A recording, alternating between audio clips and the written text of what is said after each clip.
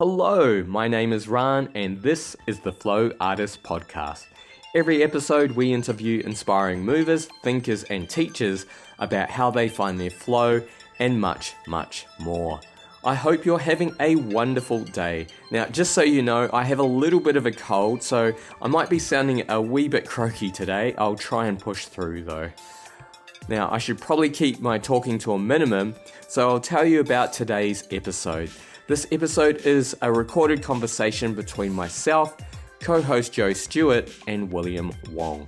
William Wong is a Melbourne-based yoga teacher with a passion for functional movement, gymnastics, qigong, reiki, and sound healing. He has the wonderfully named Instagram profile Willy Wonka and the equally wonderfully named website yogathewongway.com. Man, there were a lot of W's in that sentence. Is that alliteration? Anyway, William has a very strong practice but is equally committed to the more subtle aspects of yoga and meditation and projects a welcoming and often hilarious sense of humor in his teaching and his online presence. So we were very excited to get the chance to speak with him recently. Now, before we start our conversation with William, I just wanted to let you know about a very special event happening at our studio, Garden of Yoga. On Saturday, the 25th of May from 1 to 4 p.m, Gina McCauley will be presenting her adrenal healing workshop. We interviewed Gina on the podcast a few episodes back and we spoke about her workshop back then. As Joe and I were speaking with her, we both came to the realization that this is something that we both probably could benefit from. So we asked if she could do her workshop with us, and we were very happy when she said yes. This promises to be an incredible afternoon, so we would love to see you there. I'll leave a link in the show notes on our website at podcast.flowartist.com if you want to know more. Alright, that is more than enough from me. Let's get on to the conversation with William. Thanks for joining us today, William. It's so good to have you here in our little podcast recording studio.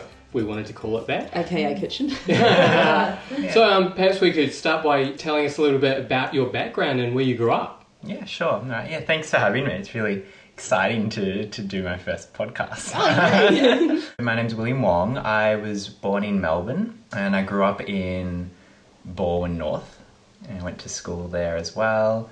And my mum's from Taiwan, my dad's from Hong Kong, and they moved, not entirely sure, but I know that they met in Sydney, and my mum went to high school here and then my dad went to university here as well. All my sisters were born in Melbourne as well, and so yeah, pretty much born and bred here. And so how did you get to the yoga? It's quite a long-winded story. I try and keep it quite concise, but basically I finished uni and I wasn't exactly sure what I wanted to do. I initially, obviously coming from an Asian background, my parents are very keen for me to, be like a doctor or a lawyer or something that is sort of a guaranteed future in their eyes.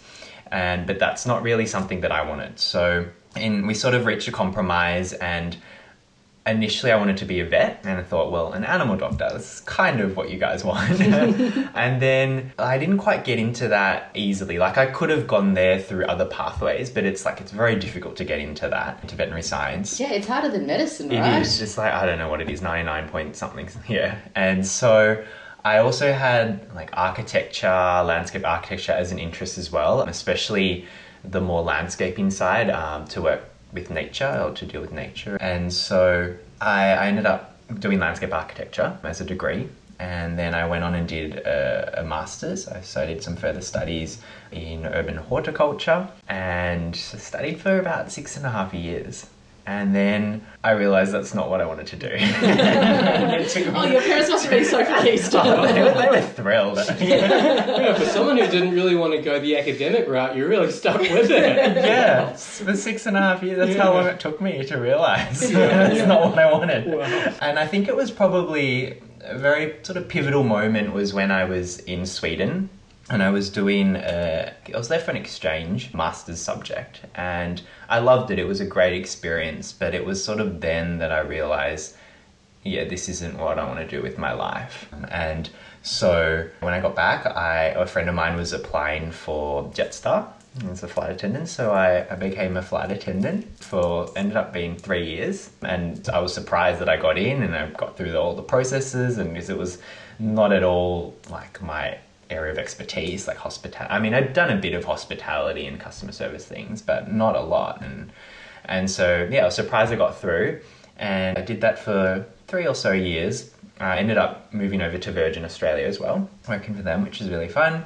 And around about that time as well, when I was working for the airlines, I started needing a bit more, I don't know what you want to call it, stimulation or, and it was a good lifestyle and really great people, pretty easy job. But I started pursuing more the health and fitness side of things, and I ended up becoming an instructor for Les Mills, a body pump instructor and teaching group fitness. So through that's sort of how I started to get more into yoga, because I used to teach body balance, which incorporates Tai Chi, yoga, a bit of Pilates. And so I really loved the more yoga side of things. And even at the end, there's like a relaxation track. And I would have loved to have incorporated more of me, I guess. Because it's a set sequence, right? It is. It's like choreographed sequence to music. And so you're sort of meant to be doing a certain thing at a certain time. And if you want to kind of add your own stuff, there's no time really. And so that's what led me more towards yoga, because I was like, I want to put in a bit of more of me and what I believe in, and my own sort of flavor into my teachings. And at the same time, that's when I started to leave the airlines, and I became a manager at a gym. And through that, I eventually got a job at Lululemon, and then yoga just somewhere along the line. I did yoga as well, partly because I was a manager, and in case an instructor, was sick or didn't show up, I could fill in for them, and partly because I was genuinely really interested in it. And they seem quite supportive. Like, I've had a few classes where suddenly 20 people from Lululemon have all shown up because the organisation pays for you to go to yoga classes. Is that correct? That's true, yeah. So they support their staff in their health and well-being, and also they'd like their staff to be, I guess, educated and know what the teachers are like, what's available, so that when customers come into the store, they can tell them where to go. They can recommend teachers, and if they want to go to Pilates or boxing, then we can say, oh, well, this teacher at this studio is really good, I'd recommend that sort of thing. Yeah. And so do you have any early key teachers for you who really kind of lit that spark up in you and it's like, yes, this is what I want to do? Deb Langley. So I've done a little bit of training with her as well through Laughing Lotus. I recently went to India with her in Rishikesh end of last year. And so I think I must have been doing the Modern Yogi project at Power Living. So I did my 200 hours with Power Living. I can't remember. I think it was a few years ago now. Yeah. I think just before I signed up for my teacher training, I did the Modern Yogi project. And so that, I'm not sure if you guys are familiar with it, but it's, look, even I'm not even, I don't think, basically they would recommend you do a certain number of practices every week. And I think it was a few vinyasas, a few yin, I'm sure there's things about journaling, and every week you would meet with the group and you'd sort of discuss the week's theme and what's been going on in your life, what you've become aware of, what you've noticed through the practice or in your everyday life. And so through that, I started going weekly to, I think it was Deb's Tuesday night class, because I think that was the only one of hers I could fit in. And I just fell in love with her and her teaching style, what she had to offer. And it's also the first time I heard the harmonium and the chanting at the end of the class. And I remember, I think it was in Shavasana, and she started playing, and I just remembered hearing the sound and sort of feeling the vibration, and I was thinking, what is that? I need more of this. It was just, I didn't even know she was playing, I wasn't sure what was going on, but I could feel that it was what I needed more of. And actually, it was a few years before I actually then got my own harmonium, but I just remember that was the first time and that sort of stuck with me. And so I guess it was all of it, the whole experience, that really made me fall in love with yoga and realize how powerful it can be. And like sound meditation and sound in yoga is like a really big area of interest for you, right? For sure. Yeah, so probably last year I started really delving into it a lot more. I've always loved music. I think, I don't really know anyone who doesn't, but Yeah,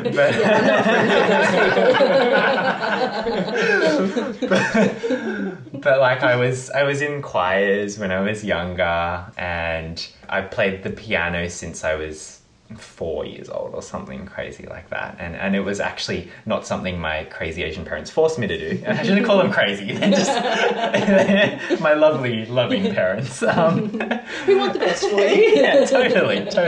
It was actually my request. When I was 4, I was like, I want to learn the piano, and so I did, but then they kind of forced me to stick with it, because there were many times I was like, I don't want to do it anymore. And they were like, no, you have to get to a certain grade, and you need to, once you get to there, you can then give up, but you need to commit to it I'm glad they did that. So yeah, I've always had a bit of a musical background. I wouldn't say I'm naturally musically gifted at all in any way, shape or form. And Sounds like you might be a little bit. well, maybe, hopefully, but I wouldn't say I could sing a tune that easily. Like, I'd have to kind of hear it a few times, and I can't really just sing a note. Some people just sort of know what note, what key, all of that. I'm not that great at that.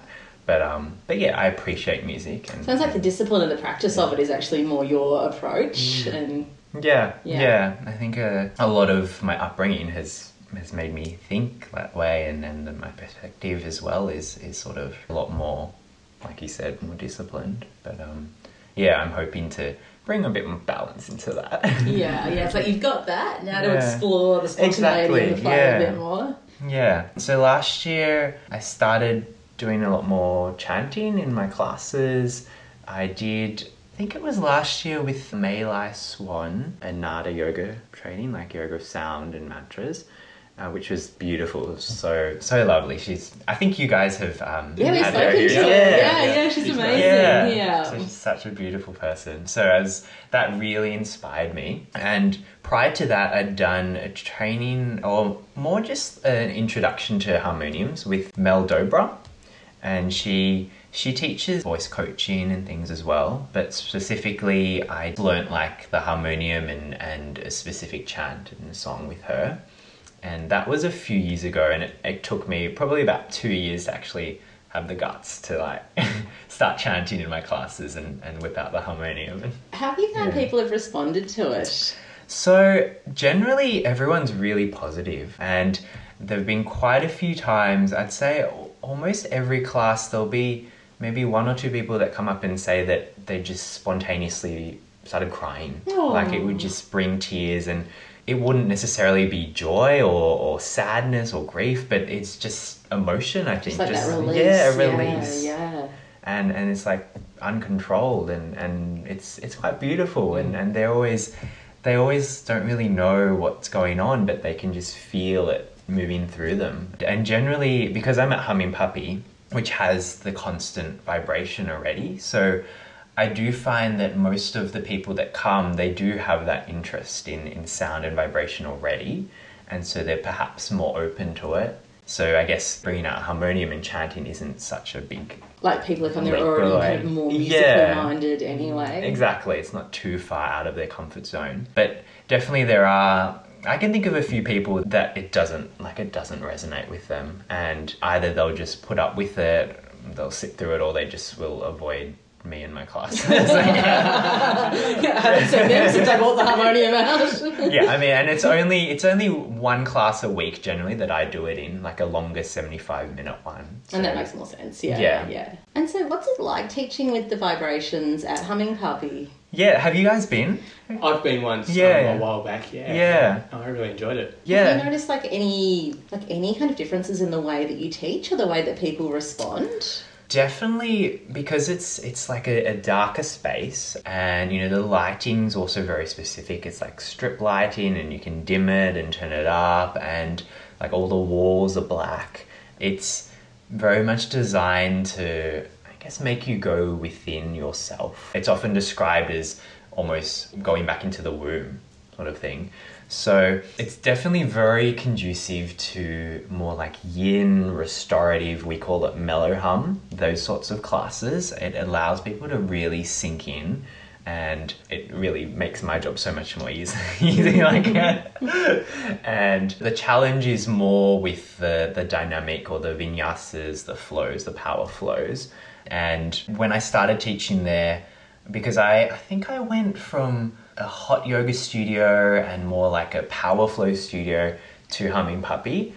And initially I could play whatever music I liked, you know, I could turn it up when I wanted to amp it up and bring up the energy and all of this. So the music could very much help set the tone for me.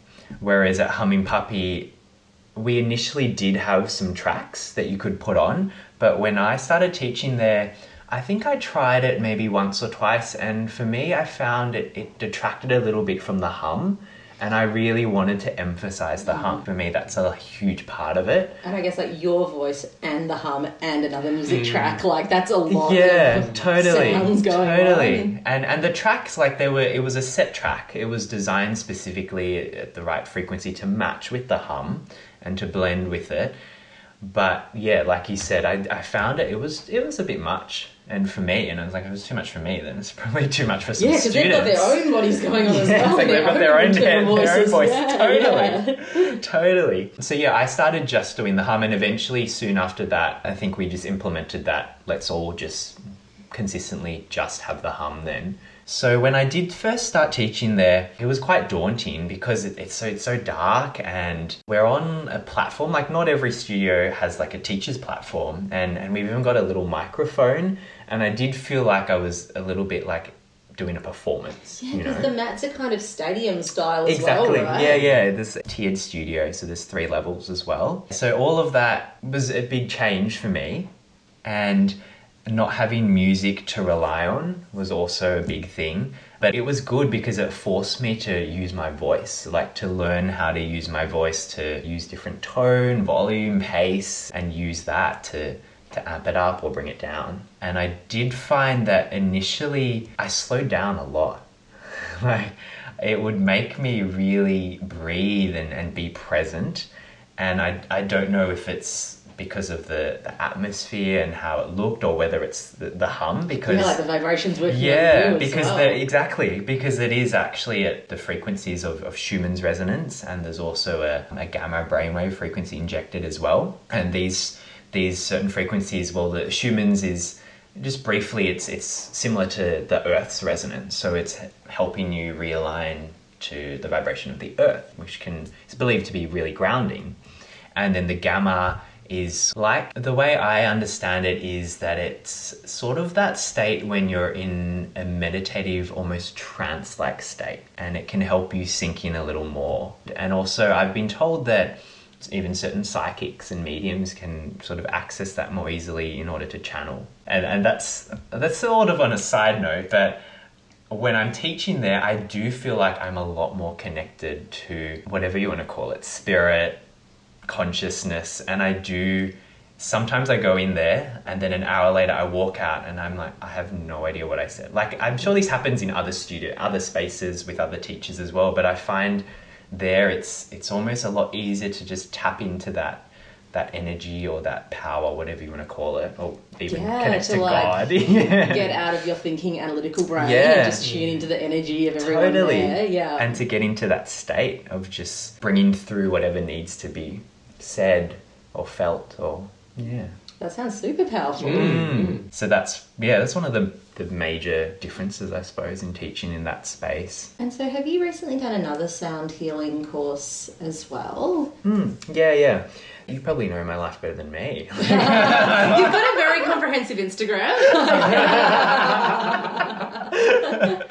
That's great.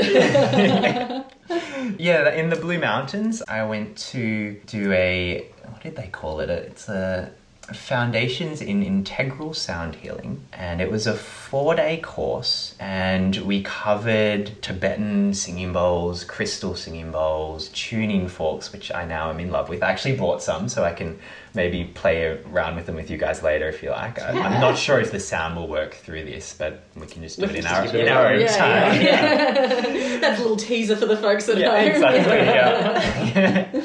And gongs and shamanic drumming and using our voice as well, which I just almost lost when saying that.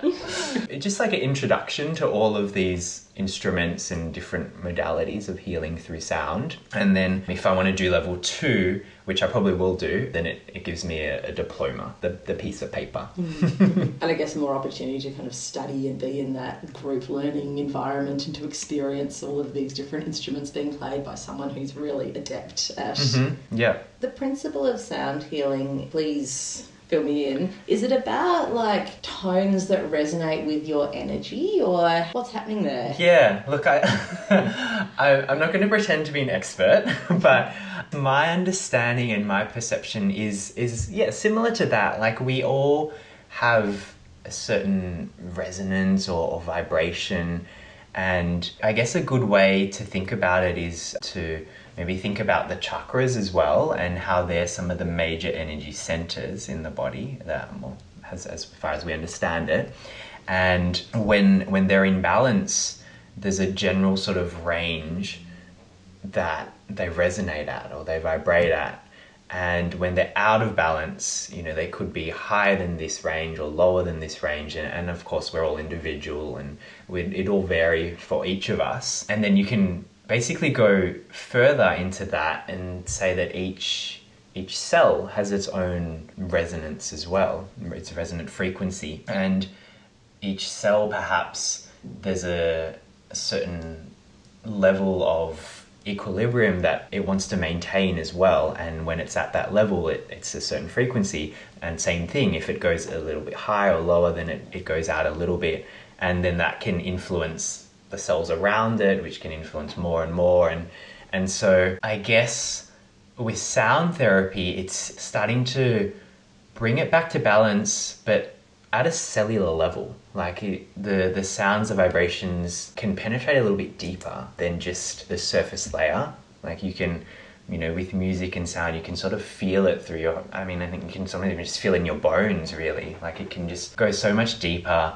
And so similar to at Humming Puppy, when you're immersed in a certain frequency, they call it entrainment. So if you're in that environment, if you're in that vibration, you start to vibrate in a similar way. And it's like if something's, you can do it with tuning forks or singing bowls or something. If something's resonating at a higher frequency or higher vibration, then a thing of similar will eventually vibrate to match that. So I guess with sound healing, we use certain sounds or frequencies or instruments to help bring the body back into balance. So whether it's at a cellular level, whether it's an organ, whether it's, focusing on a chakra, and because there's so much done that sort of knows what notes or even what colors, what frequencies resonate with certain chakras. So then we can use that to choose what sort of instrument and how we want to sort of play it in order to balance that center or that body part or that organ. I could imagine as well, sound meditation, it can sometimes be a way into that meditative state of mind that requires a bit less effort than if it was just breath focused. And so some people might use a visualization to work on a chakra or work on an emotional situation in their lives. Like, sound would be, some people would just respond more naturally to audio and to vibration, whereas other people would be more visual, and other people would be more movement based or more like concentration and focus based. Yeah, no, that's very true. And I think it is like a more subtle form of healing, but yet it can still be just as powerful. And yeah, like you said, you don't have to necessarily do as much. Your job can sometimes just be to completely relax and surrender to it and just allow the sound and the vibration, let your body and everything just do its Yeah, work like if without. it gets you into that relaxation response, then that just is the right system of the body to promote healing and to promote immunity and relaxation and everything. So if that's a little shortcut in there that's like enjoyable as well. Totally. Yeah. As we've seen so far, you've got a real appreciation for the more subtle aspects of yoga, but you've also got quite a strong physical practice. Mm-hmm. And is this something that you've found easily, or is it a constant evolution in finding your balance here? It's a good question, and definitely it's constantly changing and evolving for sure. I guess coming from the gym background initially and the group fitness, the physical side was quite big for me, and it still plays a pretty major role, except I would say that my physical practice is more gymnastics based now, more strength focused, and a lot of it is to maybe complement the asana side of things, which I often tell my students and speak about how asana is very much always pushing. You can't really pull a lot, and so you tend to overuse certain muscles, certain areas, like all the chaturangas. So I started it probably started from getting pain in certain areas of the body and feeling a bit imbalanced, and that sort of led to doing other disciplines, other sports, other sort of training. And I found, I guess, gymnastics is one that I really enjoy and one that works well, sort of hand in hand. So yeah, I probably mix it up with gymnastics, swimming, and yoga asana. And from that, because I've become more physical in other things that I do, the yoga has become less physical, which has allowed me to explore a lot more of the subtler forms, and definitely meditation. I think if there was something that I would be able to do every day, like that I would incorporate into my daily practice, like a non-negotiable, it would be meditation. That's something I do every day without fail for my own sanity, pretty much. Hey guys, just popping in for a moment to tell you a little bit about our new Patreon page. Now, this podcast will always be available for free, but from as little as $1 a month, you can help support the podcast. Higher tiers get great benefits such as shout outs on the podcast, and we'll get to some at the end of the episode. And as well as that, they get access to extra special content. And in addition, we've just launched a brand new tier. Co-founder and former president of Yoga Australia, Lee Blaschke, has very generously donated 2 iRest meditations that he recently recorded. These will be available to the first 10 people who support us at the new tier, so get in quick. Now, we're not just pocketing this money. Our first aim is to be able to provide transcriptions of our new episodes for the hearing impaired. And these services can cost up to $1 a minute, which is a lot for an hour-long episode, let alone 2 hour-long episodes a month.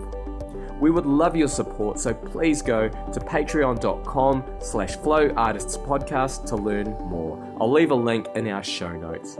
All right, let's get back to the conversation with William. And so if it's okay to ask, what is your daily practice? Do you do a sound practice? Like me, it changes all the time. So at the moment, I would say that I will definitely meditate 30 to 60 minutes a day, and often it's at nighttime before I go to bed, but sometimes I'll do a second one probably in the afternoon. Eventually, I would like to do probably do more morning meditations, but at the moment, just with my schedule and my lifestyle, I just don't really know what I do in the morning, to be honest. It's a bit of a blur. Morning meditation just doesn't work for me. I find it easier to get into that good headspace in the evening or afternoon. Yeah, and I think that's sort of where I'm at. I think because I teach a lot of later classes, I don't wake up really early, maybe 9, 10-ish, sometimes later. and I find, similar to you were saying, right, the nighttime, I feel more connected, perhaps. I don't know if it's the moon or... And yeah, I think I can almost feel the energy a little bit more at night, just me personally. And so that's usually in the evening. And then during the day, I usually will wake up and I'll do more movement-based things. So I usually start the day with Kapalabhati, and then, actually before that, I do like the oil pulling and the tongue scraping. That's just something I've been doing. I think if you're doing all of those Ayurvedic rituals, like that kind of is like a meditation. Yeah. Because the oil pulling takes ages. It does. It really does. Well, I just sort of do it on the toilet usually. Like, I don't know if that's too much information.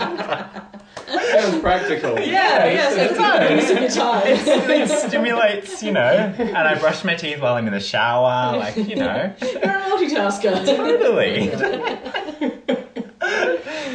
Yeah, you can edit that out if you like. Oh no, that's the bull quote.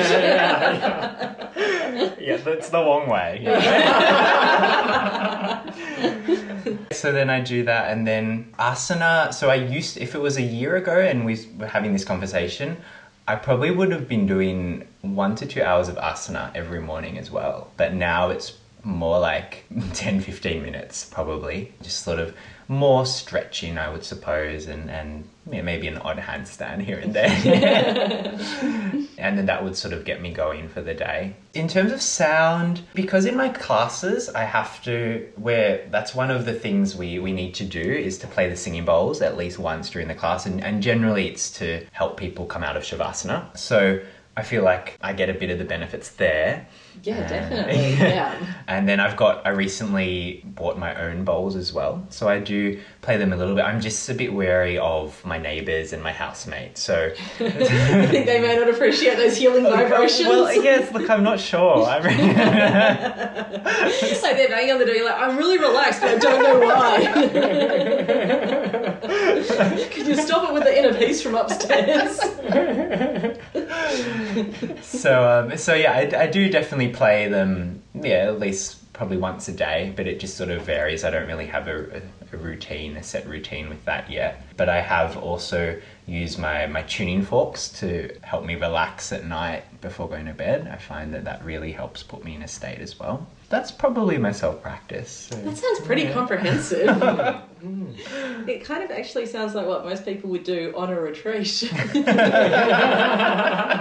And I am running one soon. So there you go. So you're tasting the Wong lifestyle. Where's your retreat? I mean, it's not that soon. It's in end of July, and it will be in Ubud. Beautiful. And I've called it yoga and healing, like a retreat that focuses on yoga and different healing modalities. So things that I'm passionate about, things that I've learned and that I can incorporate and that I can share with And my like what a guests. beautiful place with just that resonance of healing and meditation. Yeah, there's all these like temples. There's I think like a water temple with. I haven't actually been there, but I've been told about it, and it's going to be part of the package where we can go to this temple and sort of immerse in the waters which are meant to be blessed and help to cleanse and purify and. Yeah. Get lots of massages. Some massages, and there's also a place called Pyramids of Chi.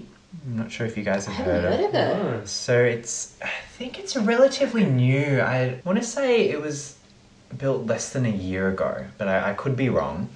And I haven't been, but a few friends of mine have been, and I know some of the people that do sound healings there.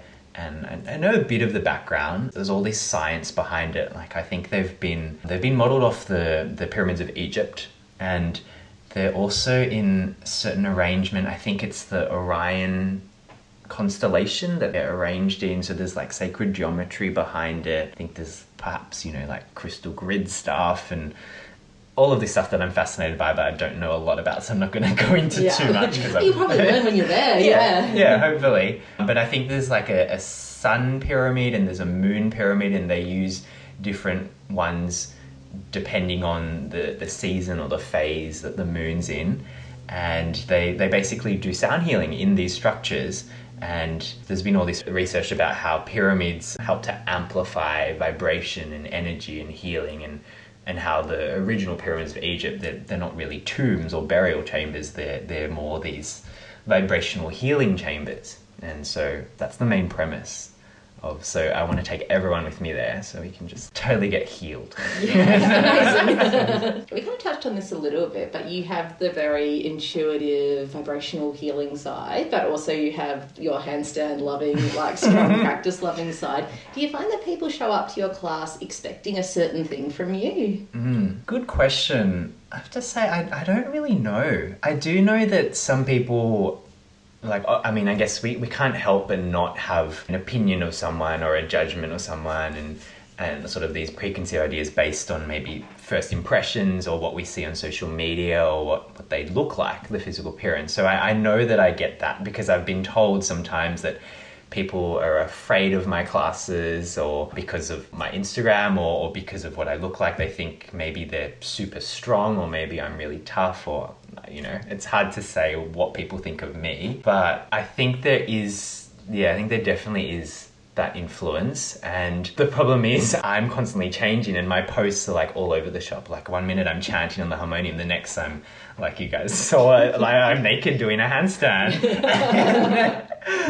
And then I'm like making a joke in one post and then I'm all deep and meaningful in another. So I think the best thing that people would get from that is that they don't know what to expect from coming to my class. But yeah, definitely in the past, I think when I was a lot more physical with it, I tended to attract that and, you know, like attracts like. So whether or not I was intentionally putting it out there or, you know, whether they were looking for that, it would just sort of happen naturally, I think. Whereas now what I focus on doing is just being me and being as real or truthful, as authentic as I can be, so that hopefully I attract people like that as well, who are just looking to be themselves as well. And like, isn't that what the practice of yoga is all about? Like Totally. exploring who you are. And... Exactly. Yeah. And I actually love your Instagram. Like, it's great. It's really hilarious. I think that like you're Willy Wonka on Instagram, right? Yeah, and yeah. yoga the Wong way on Facebook. Yes. And I think the online yoga social media world like needs more levity and more humour because some people's feeds, it's very curated and very polished, and I don't know how seriously they take themselves in real life, but online very much so. And I think it's just this thing of like, you don't want your teacher to be up on a pedestal and somehow separate from everyone else and separate from all of the things that make us human and fallible, Totally. and we're all just figuring this out. So I think it's great to like express that aspect of who you are online as well. Thank you. Yeah, and that's exactly how I feel too. I think initially when I first, because I was quite resistant to having Instagram initially because I know what I'm like and I get obsessed with things and I get addicted to things very easily as well. And social media is so addictive. It really is. And then I can also get quite vain and superficial as well if I let myself. So they were all my fears in the lead up. But after I did I think it was my 300-hour training with Bryce Yoga, like Dice and Bryony, who are good friends of mine. Oh, I'd like to say they're good friends of mine. They might not consider me a good friend. But yeah, I think they're good friends of mine. So there was a business module. And so they really spoke about balancing the yoga side and the business side, which I'm still struggling with. And I think a lot of yogis do, as we're kind of at one, sometimes we just want to be like in the moment and just go with the flow and not really think about the future. But then we're broke and we don't have any money. And then we sort of have to think of the future and have to think of the more business side of things. So it's sort of finding that balance.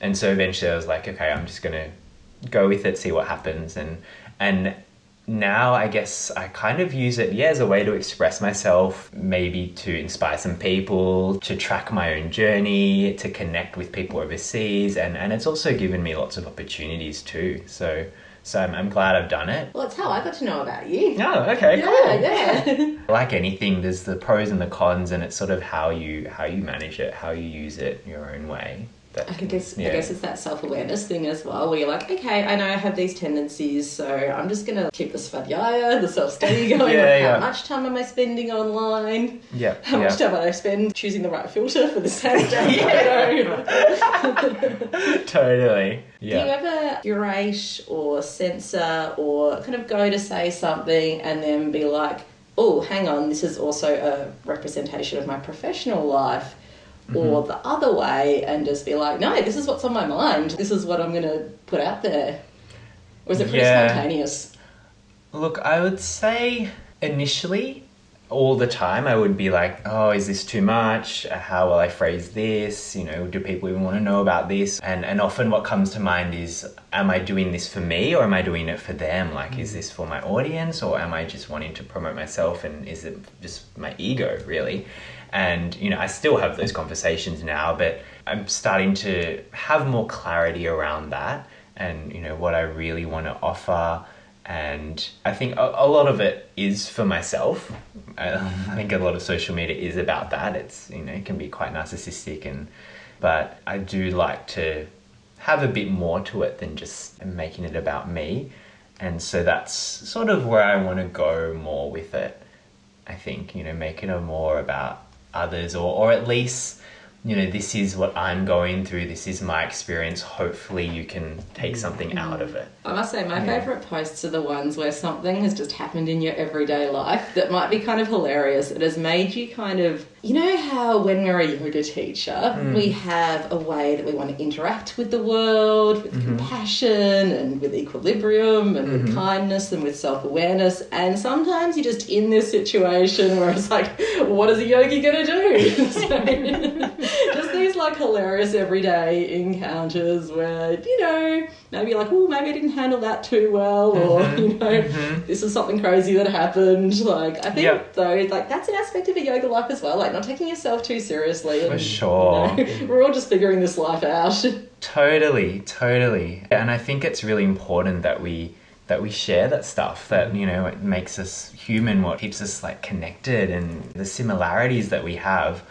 And actually something that has come up, and I kind of want to do a post on it, but I'm not sure how to word it yet. And that's often how some of mine start. A lot of the ones that are really long, sometimes like 2 pages or essays, they've been something that's been stirring around in the head, in the back of my mind for a while. I'm just not exactly sure what my message is yet or how I want to word it. But there's definitely something around what people think of us and their expectations of us as yoga teachers or people that want to help inspire others. And we're not perfect, for sure. Like, definitely not. And, you know, we're not better. We're not necessarily further along any path or anything. It's just we have something to offer.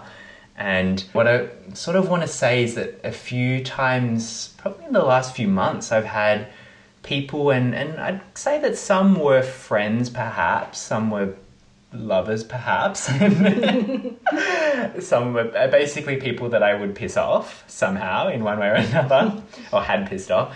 And they would often come back to me and they would pull the card. Like, they would be like, oh, well, you're a yoga teacher, you're meant to be all zen, you should know better. Like, you shouldn't have done that, or why did you say this, or why did you let that happen? And some of the time I was in the wrong, or I did acknowledge that I didn't behave a certain way, or I could have done something better, and I'll apologize, but I just find it a bit odd that they would pull that card when, you know, I'm still a human. Like, I make mistakes as well, so there's no need to attack my profession. Like in a relationship situation, it's like, well, I'm not the yoga teacher here. Like, you're not in my class. Exactly. Yeah, I'm only zen when I'm for that 1 hour. Yeah. You know? The rest of the day. Yeah, it's come up a bit, and I'm sure it doesn't just happen to me. I'm sure it's... I think sometimes we do it to ourselves as well. We're kind of like, whoa, that wasn't very yogic of me. Like, I should have handled that better. Yeah, but I mean, just because we're yoga teachers, it doesn't mean we're not human. We haven't evolved past humanity. No, not at all. And if anything, a lot of us have been led to yoga because we're like crazy neurotic. Oh, definitely. We came to yoga for a reason. Exactly. Something else that like you share really upfront and honestly, which a lot of yoga teachers maybe don't, is when you're working with injuries in your body as well, because I think sometimes that is the perception, like, oh, I do yoga, I am somehow superhuman and immune from any kind of physical strain or... Yeah, so look, I'm lucky and I'm very fortunate that I haven't been seriously injured yet. And I've been dealing with wrist stuff quite a lot lately. And I think the main thing that I've learned, and something that one of my teachers has taught me, is to really not own it. Like once you say that you've got it and you've claimed it, it's like it's almost like it's stuck with you, you know, that you're stuck at that energy, that belief. Like you just keep telling your wrist that it's injured kind of Yeah, thing. you're like, oh, I'm injured, I can't do that today, and I'm still injured, I'm injured, and like, you know, you tell everyone you're injured. And or like when someone comes in, they're like, oh, this is my bad knee. yeah, totally, it's the same thing. So they'll just completely avoid moving it or doing poses that might stimulate the tissue or might potentially help it recover or heal in a certain way. So I approach it definitely I want to try to approach my injuries with more compassion. That's something that I'm working on and understanding. And I guess as yoga teachers, we're always teaching our students to become really aware of their bodies and to be more sensitive, more tuned in to what is showing up in their bodies, what your body might be communicating to you, what emotions might be coming up. So that's something I've been wanting to delve into more with my body and my injuries. Like, what is this telling me? On a physical level, yeah, I'm overusing my hands, my wrists, I'm doing too much, or I'm not warming up enough. But then you can go deeper and a more sort of esoteric sort of belief. The hands, the arms, they're about control and wanting to maybe even grasp things or being a control freak. And so how does that affect where I am in my life, or how does that represent where I'm at right now? And then you can even go into like, you know, left and right being, you know, masculine on the right, feminine on the left, or the right being more future and the left being past. And it's like, well, what am I wanting to control in the future? Because at the moment it's my right, which is usually my left side of the body. It's always showing, things are showing up in my left.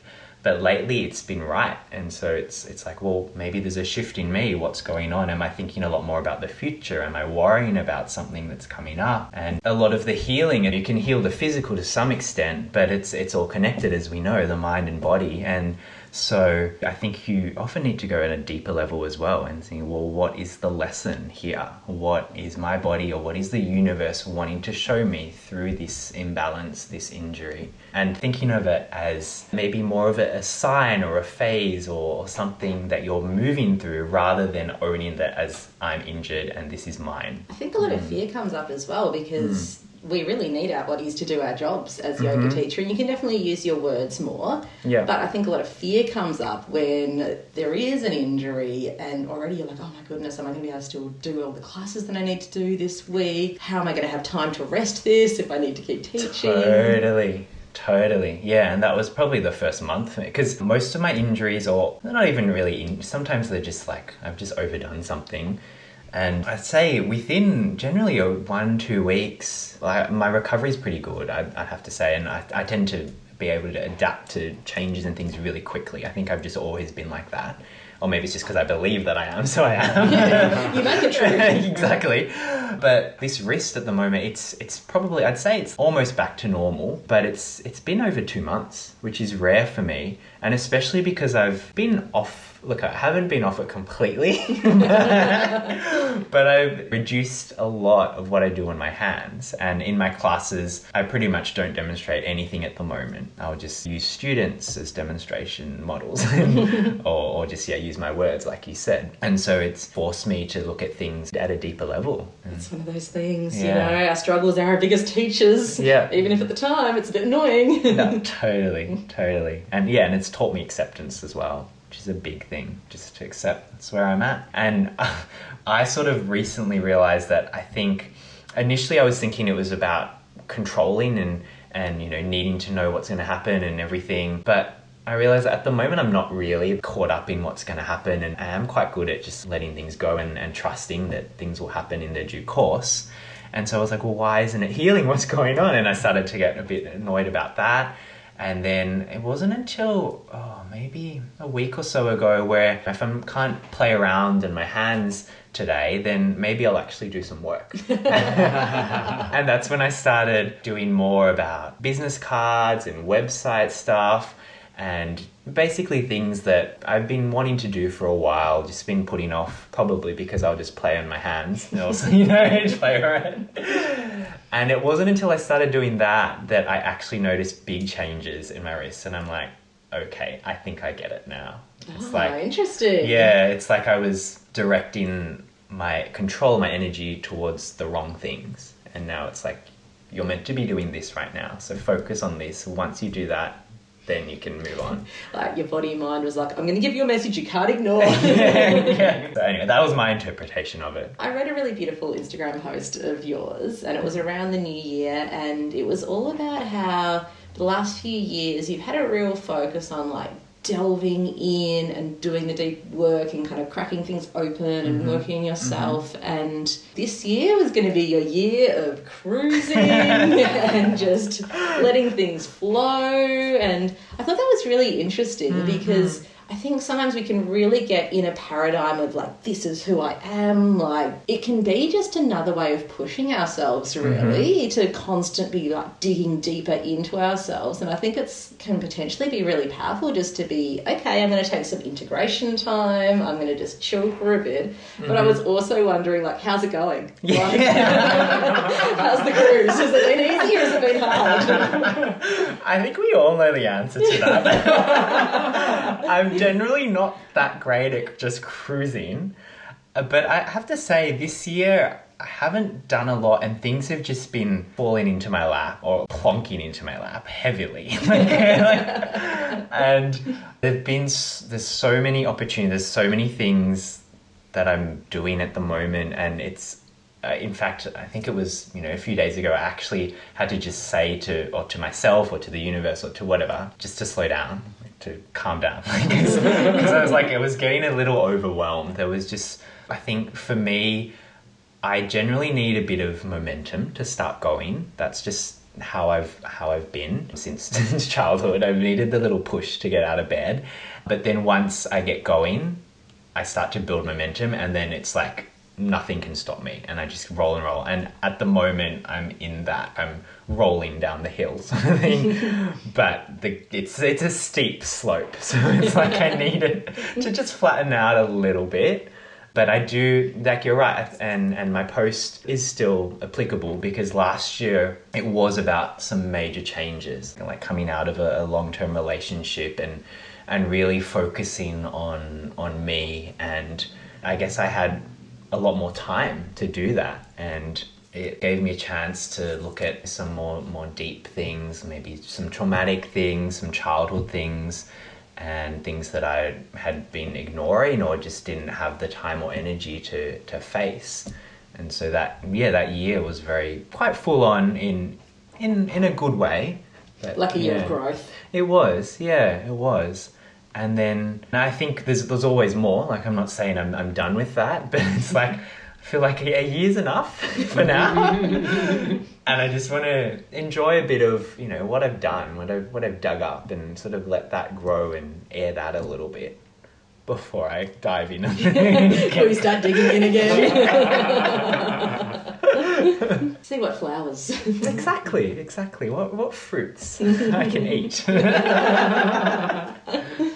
So in that line, what aspect of yoga do you think you're most interested in exploring in your practice and teaching moving forward? It's a good question. So definitely still a lot more of the sound and the vibrational side of things, and how that can really help people. And I'd love to do more things like sound baths, things where people can just lie there and relax and they can, play some different instruments, different tones, vibrations, different things, and take them on a journey.